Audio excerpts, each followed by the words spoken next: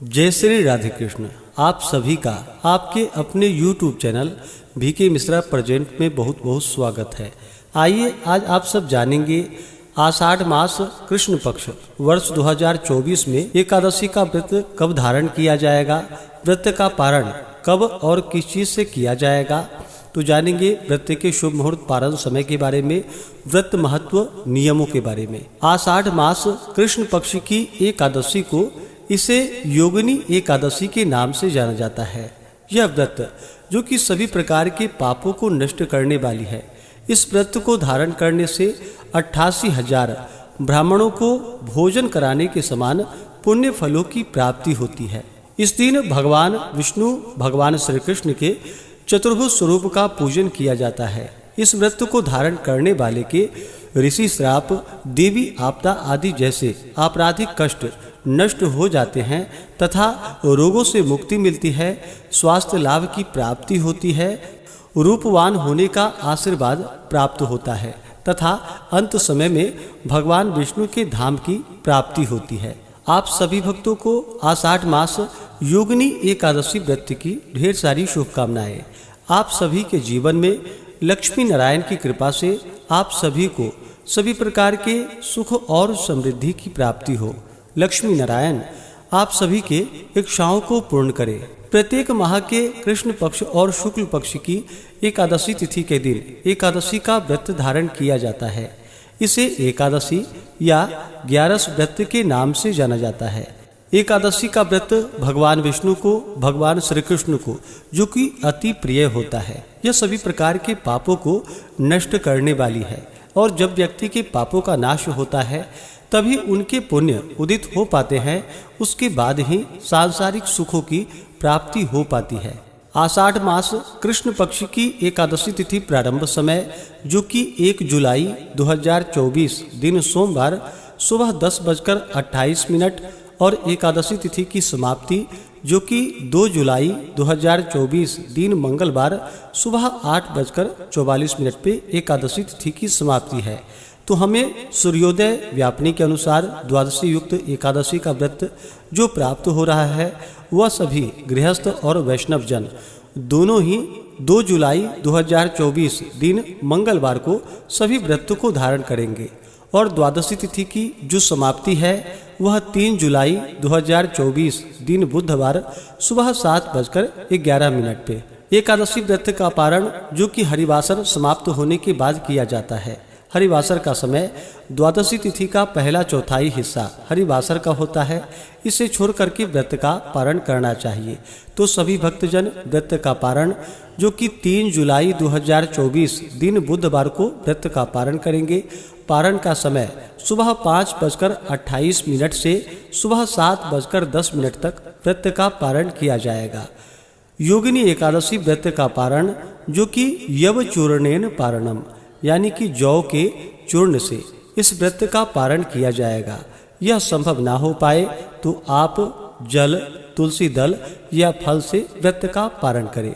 एकादशी तिथि के दिन ब्रह्म मुहूर्त का जो समय होगा वह समय सुबह 4:06 से सुबह 4:46 तक होगा। सूर्योदय का समय सुबह 5:11 और सूर्यास्त शाम 6:52। नक्षत्र जो कि भरणी नक्षत्र होगा सुबह 5:27 तक। उसके बाद कृतिका नक्षत्र। योग जो कि धृति योग होगा सुबह 11:15 तक। उसके बाद शूल योग होगा। 2 जुलाई को राहु काल का जो समय है वह समय दोपहर 3:27 से शाम 5:10 तक और 3 जुलाई को दोपहर 12:02 से दोपहर 1:44 तक होगा। राहु काल समय के दौरान कोई भी शुभ कार्य या नया कार्य नहीं करना चाहिए। यह लाभकारी नहीं होता है, इस बात का ध्यान रखें। योगिनी एकादशी के व्रत में इस दिन भगवान विष्णु, माता लक्ष्मी और भगवान विष्णु के श्री कृष्ण के चतुर्भुज स्वरूप का पूजा करनी चाहिए।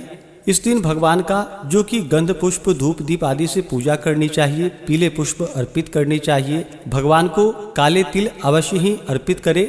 तुलसी दल चढ़ाए और जब भी नैवेद्य का भोग लगाते हैं तो तुलसी दल डाल करके ही भगवान को नैवेद्य अर्पित करनी चाहिए। इस दिन विशेष करके भगवान को गौघृत तथा मिश्री से भगवान की पूजा करके उसका भोग लगाना चाहिए। और उसे प्रसाद के रूप में ग्रहण करनी चाहिए। इस प्रकार व्रत को धारण करने से अनंत फलों की प्राप्ति होती है। जो भी भक्तजन व्रत को धारण करते हैं, व्रत के दौरान कुछ बातों का ध्यान रखना चाहिए। इस दौरान शुद्ध और सात्विकता का पालन करना चाहिए। तामसिक वस्तुओं का, नशीले पदार्थों का सेवन बिल्कुल भी नहीं करना चाहिए। ब्रह्मचर्य का पालन करना चाहिए। व्रती को दशमी के दिन से ही व्रत में नियमों का पालन करना चाहिए। दशमी तिथि के दिन सूर्यास्त होने से पहले ही भोजन ग्रहण कर लेनी चाहिए। रात्रि ब्रह्मचर्य का पालन करते हुए भगवान विष्णु के नामों का स्मरण करते हुए एकादशी व्रत का स्मरण करते हुए सोना चाहिए। एकादशी की सुबह ब्रह्म मुहूर्त में उठ करके नित्य क्रियाओं से निवृत्त होकर के गंगा नदी में या घर के नहाने के पानी में थोड़ा सा गंगा जल मिला करके स्नान करना चाहिए। शुद्ध वस्त्र धारण करके व्रती को व्रत का संकल्प लेना चाहिए। भगवान विष्णु से, भगवान श्री कृष्ण से व्रत की पूर्णता के लिए प्रार्थना करनी चाहिए कि हे भगवान विष्णु, हे भगवान श्री कृष्ण, आज मैं योगिनी एकादशी का व्रत धारण करने जा रहा हूँ या करने जा रही हूँ। इस प्रकार से भगवान से प्रार्थना करें कि मेरे सभी प्रकार के पाप और ताप नष्ट हो जाए, हमें पुण्य फलों की प्राप्ति हो। आपके मन में जो भी इच्छा हो, जो भी कामना हो, वह भगवान विष्णु से कहें। और एकादशी तिथि के दिन जो कि दिन रात्रि उपवास रहते हुए व्रत को धारण करें, जो उपवास नहीं रह पाते हैं या जिनका स्वास्थ्य सही ना हो, तो आप एक समय फलाहार ग्रहण करके व्रत को धारण करें। भगवान का सुबह और शाम के वक्त पूरे विधि विधान के साथ पूजन करें, कथा श्रवण करें, भगवान की आरती करें। इस दौरान पुरुषोक्त या विष्णु सहस्त्र नाम आदि का पाठ या श्रवण करें, विष्णु चालीसा आदि का पाठ या श्रवण करें। ओम नमो भगवते वासुदेवाय या श्री कृष्ण गोविंद हरे मुरारी आदि नाम मंत्रों का जप करें और पूर्ण अपना मन भगवान विष्णु के चरणों में लगाए। इससे भगवान विष्णु अपने भक्तों पर अति प्रसन्न होते हैं। इस प्रकार भगवान का पूजन कथा श्रवण करते हुए एकादशी की रात्रि जहाँ तक हो सके जागरण करते हुए समय को व्यतीत करनी चाहिए। और द्वादशी की सुबह उठ करके नित्य क्रियाओं से निवृत्त होकर के स्नान करके भगवान का पूजन आरती कर लें। उसके बाद ब्राह्मणों को भोजन करवाएं, ब्राह्मणों को दान और दक्षिणा दे, गरीबों को भोजन कराए। समय के अनुसार व्रत का पालन करना चाहिए। अभी गर्मी का मौसम है, तो गर्मी के मौसम में जो कि जल से भरा हुआ घड़ा दान का विशेष महत्व माना गया है। उपाहन दान, छत्री दान, अन्न वस्त्र जो भी बन सके अपने श्रद्धा भक्ति के अनुसार दान पुण्यों का कार्य करना चाहिए। इससे अनंत फलों की प्राप्ति होती है। तो आशा करता हूँ कि यह जानकारी आपको अच्छा लगा हो। ऐसे ही ज्ञानवर्धक जानकारियाँ प्राप्त करते रहने के लिए, व्रत पूजा के बारे में जानने के लिए, कथा को सुनने के लिए चैनल पे अगर आप पहली बार आए हैं तो चैनल को लाल बटन दबा करके सब्सक्राइब करें, साथ में बेल आइकन घंटी को दबाएं ताकि आने वाली वीडियो का नोटिफिकेशन आपको समय से मिलता रहे।